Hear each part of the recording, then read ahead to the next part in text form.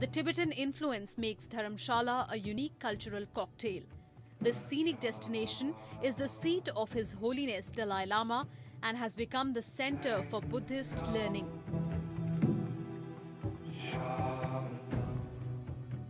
We like to see everything we can, So that's the reason why. Maybe some want to know more about Buddhism. Well, it's a pity we can't meet the Dalai Lama. We'd like to meet him. I know it's impossible. Well, he was in France a few weeks ago. But it's a good place to study. It's a good place to get acquainted with many aspects of Tibetan culture. I mean, this is the main draw, I think, for most Westerners who come to this area. There are many, many, many reasons to go different places in India for Indian culture, but probably the Westerners who come here are first attracted to the Tibetan culture. At McLeodganj, the main suburb of Dharamshala, one can sample the Tibetan culture. Visit the Namgyalma Stupa at the center of McLeodganj. Or check out the large gilded bronzes of the Buddha. And the giant prayer wheels are sure to give you an otherworldly feel. You can also get a piece of Tibetan culture to take back home. This town is known for Tibetan handicrafts, thangka, which are painted or embroidered Buddhist banner, garments and other souvenirs. That's not all. Various Buddhist festivals that take place throughout the year will also keep you enthralled. I'm here because we are staying in Mugotlang, and we wanted to make a day tour and see the area here and see the waterfalls, but also look around for the temples. We've been to the temple in McLeodganj, and just get to know a little bit more about the people, the very friendly people, the area, everything around here. And before you end your trip, do travel 2 miles from McLeodganj to the beautiful Bhagsunath waterfall to experience sheer natural beauty, spiritual solace and a unique blend of cultures. Head for Dharamshala.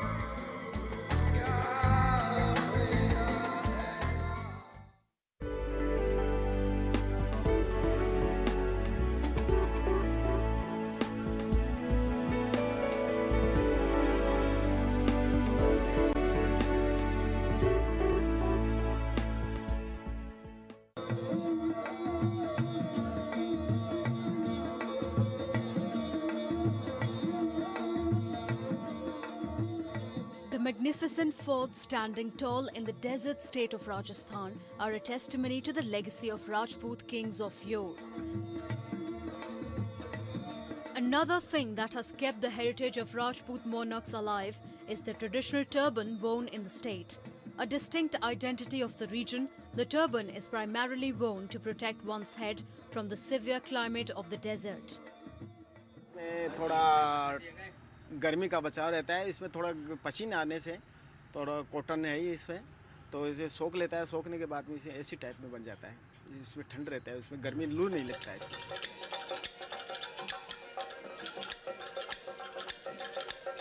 The conventional turban is also worn as a sign of status and dignity in the society.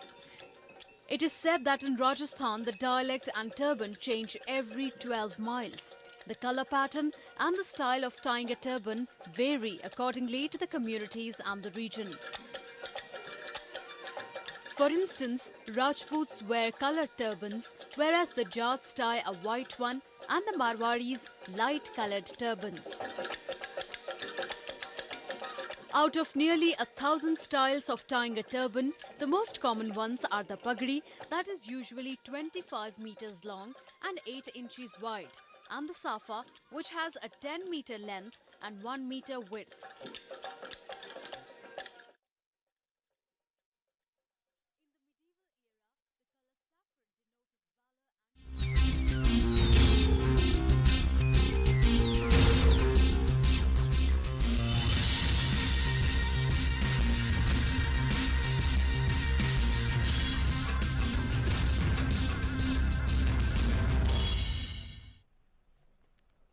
Hello and a very good morning. It's in fact 7 o'clock this Wednesday morning and you're watching the first edition, and over the course of 1 hour we'll discuss the top stories as they are published in the national capital, and we'll analyze as to what really has been reported in many aspects of the top stories. We'll pick up 5 top stories concerning the nation and the world and the economy as well, and for that as well for the next 1 hour we'll be also joined by Mr. R. Rajagopalan and Mr. Shishir Sinha. Thanks and good morning to both of you for joining us here on DD India for your perspective this morning.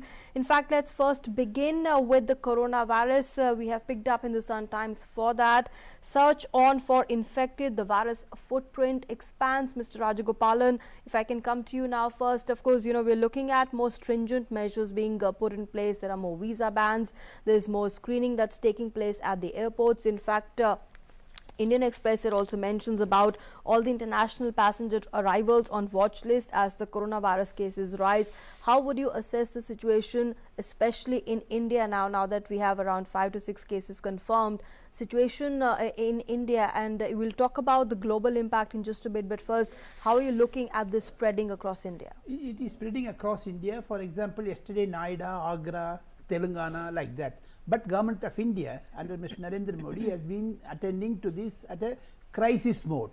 The coronavirus is a crisis for India. It has come at the last leg of its effectiveness. My understanding is the Government of India is acting very fast. Today most of the newspapers had a lead story. As in our journalistic parlance we say it's a flyer stories. All 8 major daily newspapers published from Delhi, and even some other paper which I saw, e-papers, they also had a lead story of coronavirus. It is affecting the economy, it is affecting the tourism, it is affecting the developmental projects. Therefore, many international conferences are being cancelled. For example, Shishir was saying IMF getting cancelled, even Olympic is getting postponed. These are all certain crisis mode, which India is tackling very best. Yesterday, Prime Minister tweet was very timely, and don't get panic. It is creating, even yesterday I watched most of the private channels, they also had a discussion. Today, madam, if you see, at least 6 newspapers have an editorial on coronavirus. Right. Therefore, it is gripping India. Very hopefully, it will fade out very soon. That is what experts say. As the summer sets in, the coronavirus will also get eliminated. Okay.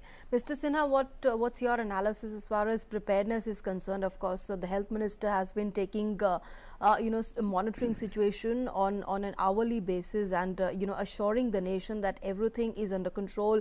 And as far as preparedness is concerned, all the measures are being taken. Prime Minister Modi, in fact, reaching out to the masses and assuring that there's no need to panic. All the steps are being taken. We are seeing, of course, at the airports as well, where passengers also have to, in fact, submit self-declaration forms. There's also going to be thermal screening or something that was going on, and all these measures are in place. How would you assess preparedness as today, this morning? See, the good news is the government is really prepared, and especially if you see the circular issued by Ministry of Health and Family Welfare.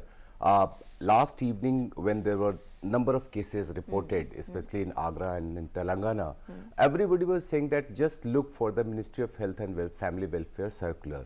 That means this time the good news is that the government is really prepared. And the another good news is, since the temperature is going to rise, the effect of coronavirus will certainly come down. But the bad news is, of course, we are getting new cases, and the another problem is that there are a lot of misinformation about the coronavirus. More and more people, like yesterday, somebody organized a party who was who was tested positive on that account. So entire school was sanitized. Schools have been shut, and now the issue is that the more and more panic is creating because of the misinformation. So I think apart from the circular, apart from the so many precautions, I think also we need to educate people about that what is really coronavirus, how it is going to impact, what kind of impact it could have, what are the precautions. So I think now we should go on more on the educative mode, apart from what the precautions we are taking. You talked about the impact. The worst part is that the time when the economy was supposed to slightly pick up from we are facing a worse slowdown. This particular incident has happened, and this is going to impact not just the global economy but Indian economy as the worst, because Indian economy has maximum slowdown in comparison to the global slowdown. And when the tourism is going to affect it, we have banned almost 5 or 6 e-visas. We have cancelled e-visas from 5 or 6 countries. Now less number of tourists will travel, and that is not the story only with India but also with the Absolutely, other it's happening countries across the world. across the world. Yes. But we are going to be affected because it is one of the key foreign exchange earner as well as also for the services sector. The only good thing is that since it is giving us an opportunity how to exploit the market, how to take benefit of this opportunity, and how to enter the global market with a new zeal, I think the situation will certainly fade out. As Recover soon as the soon. temperature will rise, Sure. coronavirus impact will be minimal. Absolutely. And Mr. Rajagopalan, you know, we've been also analyzing at how really the markets have spooked the global markets. They have taken a plunge as far as the spread of COVID-19 is concerned. And, you know, one of the key concerns has also been key drugs, pharmaceutical industries, because China has been an manufacturer of medicines, pharmaceuticals. So India, if you talk about India, you know, this is the case in the other countries as well. But in India, you know, key drug ingredients have been hit. In fact, a panel had also identified 34 essential medicines which have no alternative. So what happens in that scenario? Does it become more imperative to manufacture more and more medicines in India to reduce the dependency on other countries in such a scenario? Union Health Ministry is very much prepared for any crisis. We have stock of 15 days to 20 days. Yesterday, Dr. Harshvardhan. In fact, one of the a reportage here in the Indian Express also talks about that China shuttered India curbs exports to stock key drug ingredients. That clearly tells the immediacy and the urgency that is required in the country as far as making sure that the essential medicines are made available to the people in case this spreads further. Yes, don't get panic. Medicines are in stock. Yesterday, the government announced it. Dr. Harshvardhan mentioned it in a press conference, and Health Ministry note also very clearly states. Apart from that, after tourism, my understanding is pharmaceutical industry is also getting a major hit because they have to prepare now. The manufacturing sector, you know, especially in the pharmaceutical industry, has to, you know, develop further, you know, for more stock. As I said earlier, as Shishir was also telling, once the summer sets in, this gravity of coronavirus will come down. Anyhow, India, especially the government, has prepared very well. There is no panic. Even, you know, and not just that, Mr. Rajagopalan, is in fact more coverage on Economic Times, which talks about SOPs to boost the production of pharma inputs.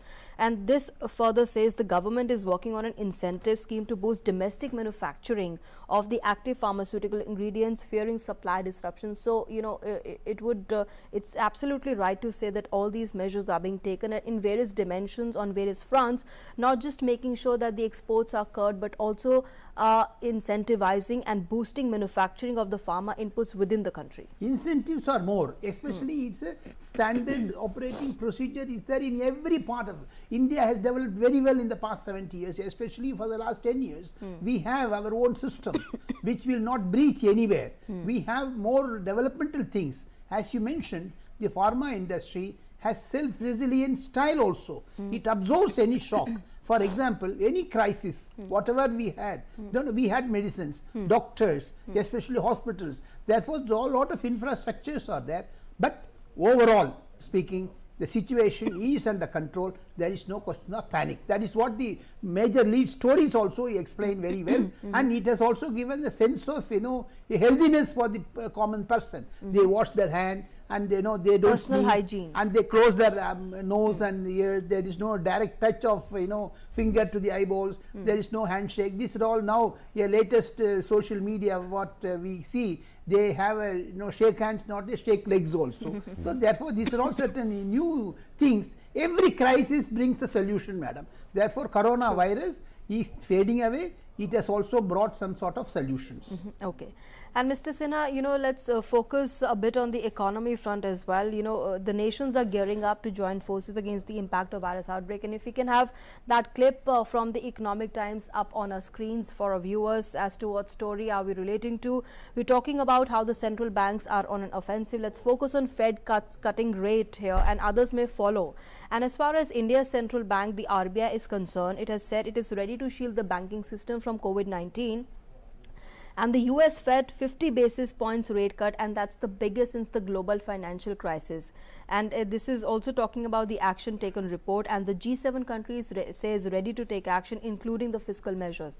So protecting economy worldwide is concerned to minimize the impact of COVID-19. Well, there you have it, the US Fed cut, the biggest cut since the global financial crisis, and India's central bank also following suit, assuring once again the investors in India and abroad, and of course all the stakeholders, that it is ready to shield the banking system. So clearly, as far as the economy is concerned, on the multilateral front, all the measures are being taken. Of course, the Fed rate cut is really surprising, but it is the best thing which any central bank can do in this kind of situation. And next month, the RBI Monetary Policy Committee will meet, and hopefully that will also take the same course of action which the Fed has taken. Today, the very important thing is that IMF and World Bank chief will address the press, and they are going to answer many questions on how these two multilateral agencies, these two global agencies are going to have a kind of a strategy to meet the economic impact of these things. The other thing about that, you talked about pharmaceutical industries. There are two more industries which are going to be affected. One is the automobile industry, and another one is the consumer durable industry. See, the issue is that the important raw material or the important components come from the China. China is the major supplier of raw material to the pharmaceutical industry, consumer durable, as well as the automobile industry. Now the automobile industry is already in a kind of very bad situation because the sales have not sales are not picking up.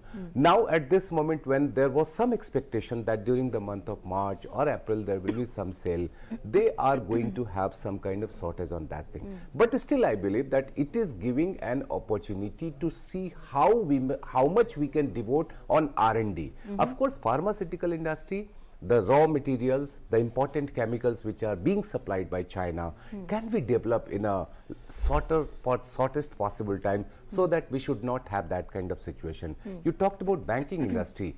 The good news is that 2008 or 2011, the two major crises the world faced, one was the US subprime crisis, and 2011 the European crisis. Our banking system was as strong as it one can think of that. At this moment, when the NPAs are very high, when the industries are not in a good position, and when Federal Reserve is taking some action, we can also expect the similar kind of action from the RBI, and that will insulate banks from getting affected from this kind of situation. In the month of April, we will have more and more action from the RBI to see that the banking sector as well as the entire financial system is not getting very much affected by the coronavirus. Okay. Mr. Rajagopalan, in global crisis situation like COVID-19 outbreak that it's impacted so many countries, more outside China than within China now. What would you say and analyze in terms of the global bodies like the WHO now stepping in further and perhaps devising a mechanism for countries to coordinate more, or devising a mechanism in the sense that more and more measures come in from the global body like the World Health Organization? Of course, World Health Organization, even many more international platforms, they have reconciled to certain situations, and they have handled many crises. It's not the first one. Many crises, for example, in 1980s and 1990s. So therefore, every crisis, as I said, brings a solution, and also World Health Organization is very much insulated with any amount of crisis. Plus, India's leadership, if you see, as Sisi said and about for the bank. Also in this scenario, Mr. Rajagopalan, for WHO to work autonomously, how imperative or how important would you say for it to work autonomously and not have any country say in its own affairs? No, it has some sort of inbuilt mechanism, madam. They have to interfere in the internal situations of any particular country, whether it is Africa or Europe or even EU, whichever countries you go, but especially South Asian countries. They are all susceptible to certain amount of diseases, and also the weak psyche of the citizens. These are all certain classic examples of how World Health Organization approaches any crisis. For example, this coronavirus, World Health Organization has done extremely well, plus the participation of the participating countries. Okay. All right, well, that's as far as the coronavirus is concerned, and that is about the coverage. Let's now move on to our next story, and for that we have picked up the Hindu. NIA arresting man, daughter in the Pulwama attack case. Duo accused of providing shelter to the suicide bomber. Well, this was a case, Mr. Rajagopalan, this was the case that had come in, to light yesterday. But clearly one thing that goes very clear is that the action against terror continues, and whosoever involves in vitiating the atmosphere or even providing shelter to those trying to vitiate the atmosphere in J&K and across the country will not be spared. Yeah, the NIA, National Investigating Agency, deserves a kudo because they have a systematic amount of investigation. The success story of NIA is the arrest of father and the daughter.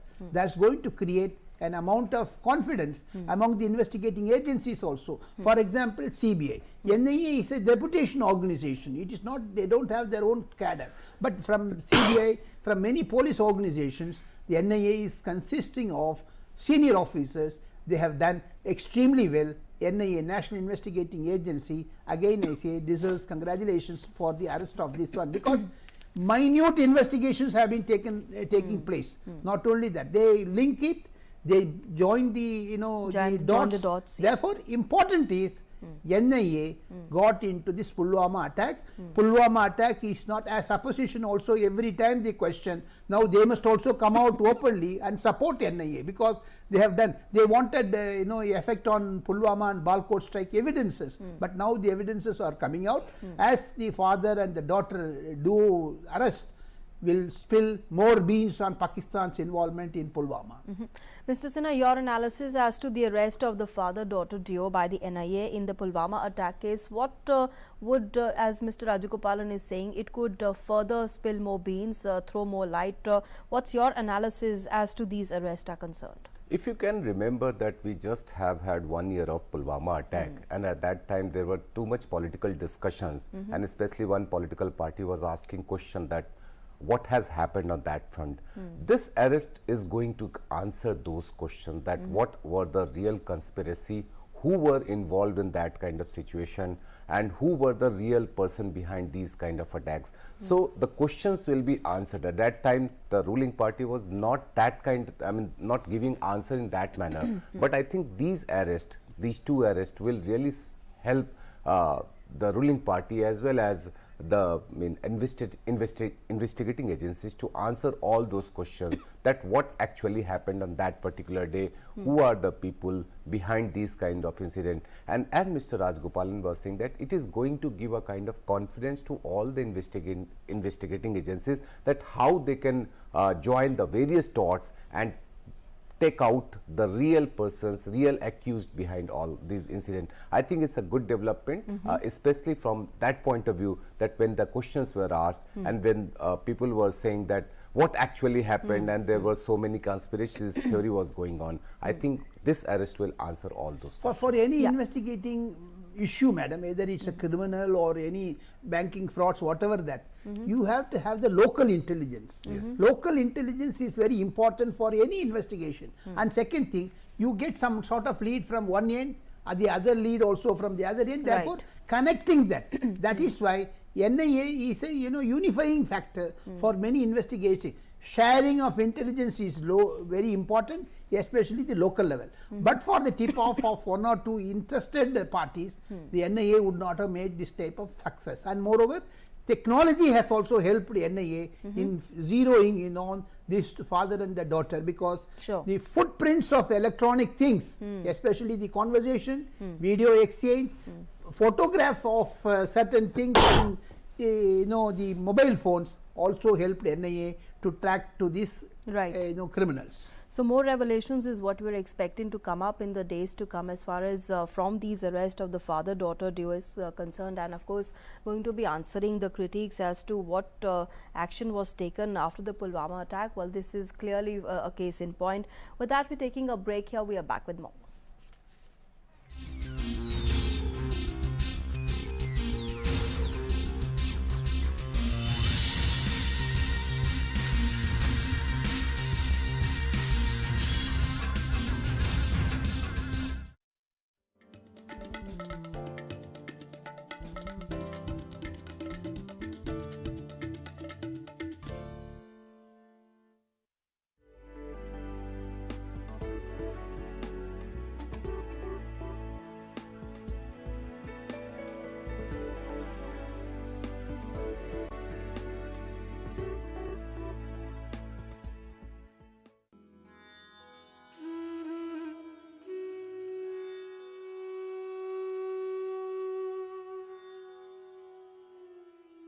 Situated on the banks of the river Ganges, Varanasi, also known as Banaras in the northern state of Uttar Pradesh, is famous for its beautiful ghats. The city of temples is also known for Ganga Jamuni Tehzeeb, or the culture of religious harmony, which has been upheld by the people of different faiths residing here.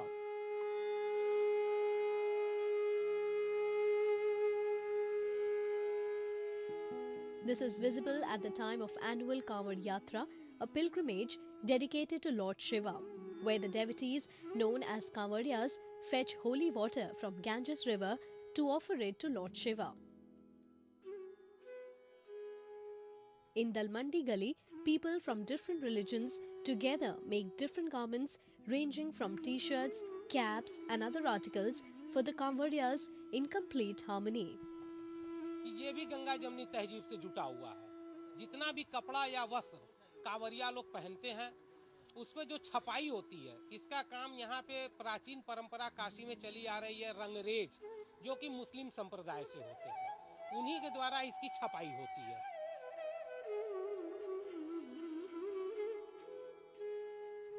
Once the garments are ready, they are sold in the market. They are in great demand during the season. Mutual cooperation is responsible for the success of the business. Hindu मुसलमान सब मिलजुल करके अपने कारोबार को और तीज त्योहारों को भी उसी तरीके से मनाते हैं। कावेरिया का जहाँ तक मामला है, ये कपड़ा हमारे यहाँ मुसलमान जितने भी है रंगरेज यही सब रंगते हैं और इन्हीं से पूरा कारोबार है और लेते हैं हिंदू भाई हमारे और इनसे पूरा।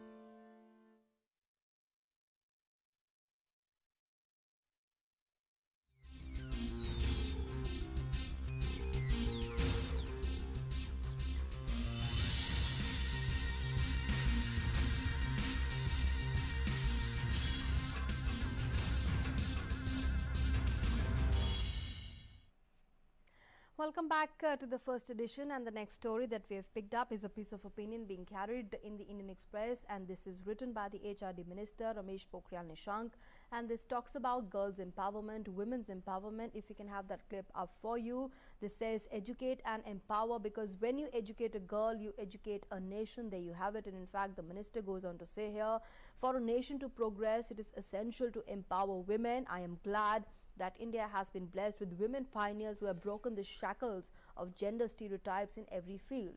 He goes on to say, as Prime Minister Modi said on the launch of the expanded Beti Bachao Beti Padhao on the 8th of March in 2018, that's on the International Women's Day, that daughters are not a burden but the pride of the whole family. We realize the power of our daughters when we see a woman fighter pilot. The country feels proud whenever our daughters bag gold medals, or for that matter any medal in the Olympics. And then he says that on this occasion it is important for me to reflect on how successful the HRD ministry under the leadership of Prime Minister Modi has been in providing equal opportunities.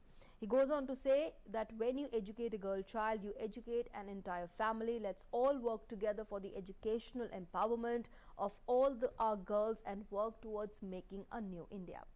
Mr. Shishir Sinha, your comments here.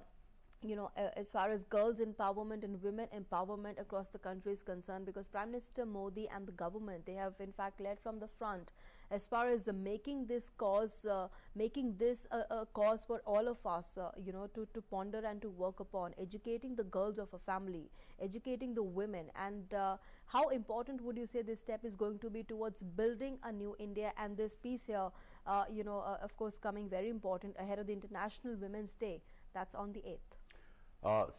If you take the three programs, one is the Beti Bachao, Beti Padhao, then you come to Swachh Bharat Abhiyan, and then finally Ujjwala. All these three are related with educating as well as the empowering the women. And if you take Swachhata Abhiyan especially, I mean, when you are constructing more and more toilets especially in rural area, the kind of problem with the women, with the women who are facing, especially in rural area, I think that problem is going to end, and many of the areas have already been declared free from the open defecation. So I hope that this will really empower